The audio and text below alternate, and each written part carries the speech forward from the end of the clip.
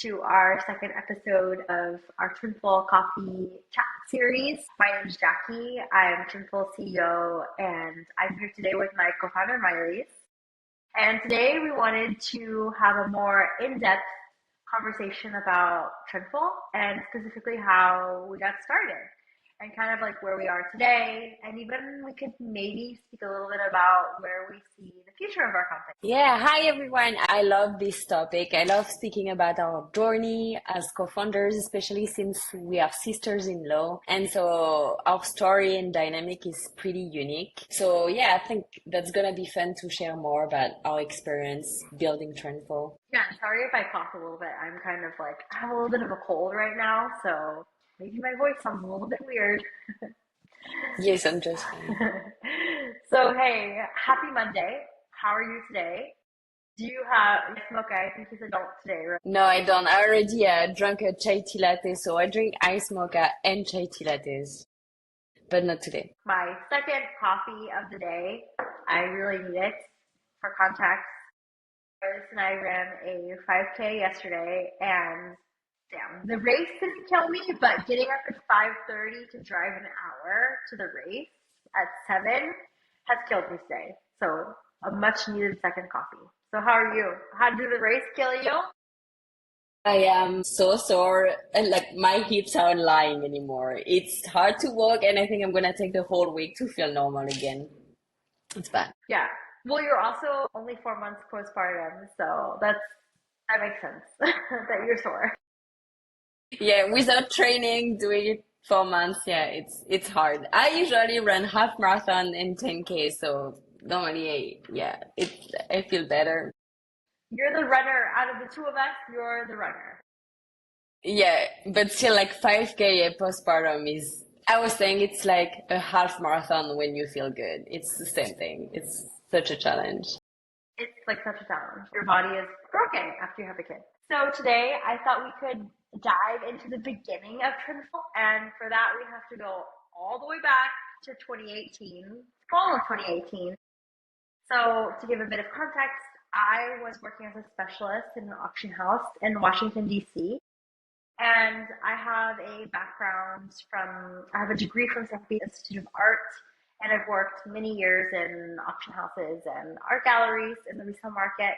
Since as far back as 2014, I've been selling my own designer items online. And I thought I've always had in my mind that it would be great to create my own business of buying and reselling pre-owned goods online, especially after seeing how antiquated it was to sell art in the art world. But really the big force behind me starting the trend was in fall of 2018, my mom passed away and left my dad with an amazing jewelry and handbag collection. It was so many handbags. I mean, I did keep some. I kept some handbags and some jewelry that were special to me, but it was so much. So I started Trendful that fall by first selling items from her closet. And by spring 2019, I took the plunge. I quit my job at an auction house and decided to go ahead and building Trendful, an online store for pre-owned luxury bags, jewelry, and watches. And it was actually in the summer of 2019 that Myers first joined me. Yeah, I first joined Trendful as an intern for my master's studies, and I helped you grow Trendful by creating the Shopify website as well as acquiring inventory from wholesale companies and estate sales. I remember us going every weekend to estate sales and trying to find that Chanel blouse at like $3 for a Chanel like piece of clothes. And it was amazing. That's after that summer with Jackie that I knew I wanted to keep working with you on Growing Trendful. Yeah, that Chanel blouse for only $3 on a estate sale was crazy to me. Like the estate sales in Washington D.C. were always like amazing with the kind of stuff that you could find there. But from my side, I remember being on a run, speaking about running, outside in Washington, D.C., and Emmerich, my husband, his brother, calling me and saying, like, is it okay if Miley comes and works with you on Trendful during the summer? Like, she needs to have like an internship as part of her master's program. And I thought that was so funny. Like, yeah, of course she can come. At that point, I didn't really know what we would grow Trendful into. I was like, yeah, sure, she can come and work with on Trendful with me. And honestly, I don't know. I don't think Trendful would be what it is today without you having come on in the summer of 2019. Like, I don't think we would have built. I would have built what we built without you. And it was really in the beginning of 2020 that COVID happened, and we started to create software to acquire inventory from our customer base. We wanted to move away from only relying on wholesale companies and estate sales to acquire inventory. We saw big potential in acquiring inventory from our customers. Maybe you can talk about what that early resale app looked like that we created first for ourselves in 2020. Yeah, so first, the design of the app was much different. Obviously, we made it to fit like our Shopify website at the time. So it was black buttons and a Montserrat font because it was the font of our Shopify website. And today we have made a different app where you can customize the color, and even for enterprise clients, they can customize the font. So it really fits the design of their website. So now it can really work for any segment. It can work for fashion segment. It could also work for electronics and other type of verticals. So that's what we had in mind when we changed the resale app over the years. And I remember as well, the original resale app was only working for handbags because that's what we were accepting at the time. Handbags, we had this catalog of handbags. So it was still a pretty amazing, I would say at the time, form where customers could go through that catalog and then get an instant offer, input their information, and get a shipping label automatically for their handbag. And they ship to us right away. And it was amazing the first time we used that app as well. It was such an easy process. I don't remember. I think we got like 12 handbags or something like that in just a matter of like a month or something for just launching this app. So that was like pretty good. And we didn't have to pull any legwork on the background to be able to receive those pre-owned handbags. So as merchant, the experience was amazing. But then now we know that merchants do not only accept handbags. So obviously the resale app now works for any verticals. You have attached catalog of handbag and watches, but as well you can decide to accept sunglasses, accessories, whatever you want to accept in your store. The app is customizable, so that's how it works. And something also different, I was mentioning that at the time it was a form. The reason I say that is because in the past, customers weren't able to create an account. Now customers are able to create an account. So they have their login and they can view their past and pending offers. They can accept and decline quotes, create and download shipping labels, like attach a payout method, manage their own account information, etc. So they are very empowered, and it's not a simple form anymore, which is something that you can see on a lot of resale website. You see just a very simplistic form, but customers do not have access to their own accounts generally. So yeah, like the resale app was a big hit for the customers and for us as merchants.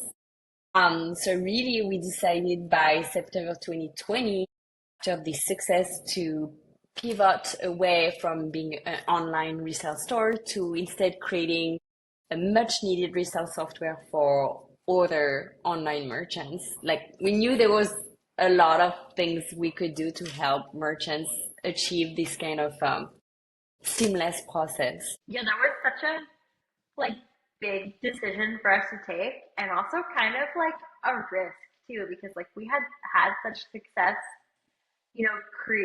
trying to build Trumful as like a brand, like a resale brand, that we're like, we kept going back and forth. Do we really create ourselves as a software company, or do we keep going at it as like we build up our brand as a resale merchant? But in the end, like I think it was the right decision to move forward to being a software company. And like, we will dive more into it, but like, I can't imagine Trendful as a resale brand at this point. I can only imagine it as this tech software for other merchants to use. Actually, 2020 was a very important year as well because you graduated from Georgia Tech. And I remember thinking the entire time we worked so well together. I mean, we were sisters. I mean, you're my best friend. We and partner in business. And I kept thinking, what am I gonna do to keep you working on Trendful? Like, how are we gonna be? Um, you had about visa issues at that point, but but at that point where I was thinking, how are we going to pay you a salary? And so it was actually very good that we pivoted to software because then we thought, let's go full in on selling all of our inventory because we had a lot of inventory. And just from selling all of our inventory, we were able to have enough money in the bank to pay a salary for you and for you to keep working with us at that point. Yeah, you were amazing being able to like sell all of this inventory so fast.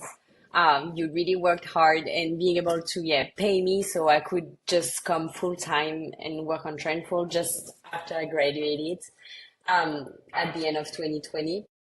And so that's actually just by the beginning of 2021 that we started to get our first clients using our Resale app. So we didn't waste any time. We just went like at it where I went and worked full time, got our first clients and just built the software.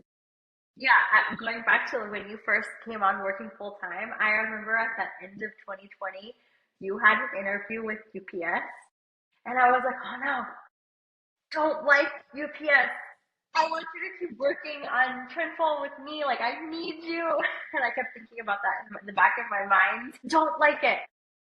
And I remember saying to the interviewer, which was a very nice person, like, I refused the offer at UPS. And they were like, why? Like, we're offering you a bigger salary and things like that. And I'm like, yeah, but I have the opportunity to build my own company and learn like much more things from there. I have to try. I'm like, thank you for the offer, but I have to try. And it's funny because we automate shipping for clients. So like we're like using UPS all the time. But yeah, 2021 was also a really big year for us. It was the first full year that we thought of Trendful as a software company. And we started to really build out resale software that we thought was important. And also it really was informed on based on our clients too. Like our early clients really helped to build what our software looks like even today. And I mean, we love our clients. We think of them more as partners than just someone that uses our software. And usually when you come on as a client with Trendful, like you really keep using our software. But that year we built the Trendful admin, the back end office for you could manage all of your operations. And then we also released a price database where you could search prices, fair market values of designer handbags. It was just designer handbags at that point. And the other really big news was that we applied for Tiny Seed Startup, an accelerator program. We applied, I think, in August 2021, and we managed to get into their fall batch of that year. Yeah, that was a big turning point for us and life changing for the company because we got $200,000 in investment from them. Yeah, we were able to keep going with my salary and then obviously start paying you, Jackie, because you were doing all of this like for free. Yeah, that was I think crazy. one of the main things when you're building a startup is always you always have in the back of your mind like what is our runway, like how long can we keep sustaining ourselves, especially in the beginning. Like we didn't have clients at that point and we were still figuring out like what our software was going to be, like what the price, what we should price our software at. And yeah, Tiny Seed was really great at helping us kind of mature as a startup. I think we like grew so much with them because it was a year program. I don't know what we would have done without them. I could finally pay myself, which was crazy. I hadn't been taking a salary at all. And yeah, it was just, I don't know what we would have done without getting into Chinese Accelerator. I guess we could have kept bootstrapping. We were very into bootstrapping by selling first our inventory and then being lean with how we like built software, but it would have been a much longer process. Yeah, much longer and strenuous process. Like they have a lot of resources and so helped us as a SaaS company being able to market ourselves, reach out to prospects, obviously, that are interested, but also on the product side, they help us basically hire a dev shop in 2022 to like help us revamp and improve the resale app. So the design I was mentioning earlier in our conversation, this dev shop helped us redo the design of the app, etc. And because we are only the two of us, Jackie and I, and there's so much work with building a product plus selling it to the right client, to the merchants. And so we needed help from a dev shop to be able to go faster. Yeah, and I think UI wise, that change was so amazing. It made the resale app, I think, like 10 times better. Like at that point, we like the way it made it so that merchants could accept things other than handbags. They could have other categories. It made it so that their customers could have accounts on the resale app, which they couldn't in the past. It just, I think it propelled us even further to being able to have more clients and look more reputable too from a like prospect point of view. I feel too. But that year, 2020, we came up with so many features. I don't know how you accepted us to have that many features released in 2020 as a CTO because it was a lot of work. Yeah, we kept shipping features that year and still since then. Like, I actually remember one of our merchants, and then probably multiple of them, was like, "You are constantly releasing new features." The resale software it's something that other resale software that have existed for a long time, they don't ship new features anymore. Us, it was like multiple features every month. It's like, here you go. You can automate shipping now. Here you go. You can automate all of those notifications now. And merchants love that because they knew that when they started using our software, it wouldn't be the same thing in a month.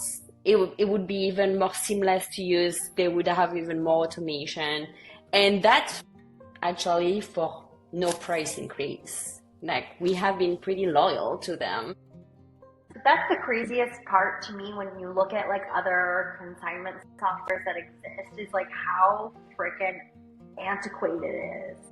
Like even the software that like auction houses use, it's so antiquated. Like it looks like I'm back in the early 2000s at the beginning of, like software being available to companies. It's just so convoluted. Nothing ever changes. It's usually not cloud based, so it's usually like a CD-ROM that you have like for your company, but like it's nothing that's usually online. It's just crazy to me that they don't change. It stays stagnant to me. Yeah, and the resale industry is changing so much. The consumers are changing in the way they want to shop resale, so the software have to change in the background.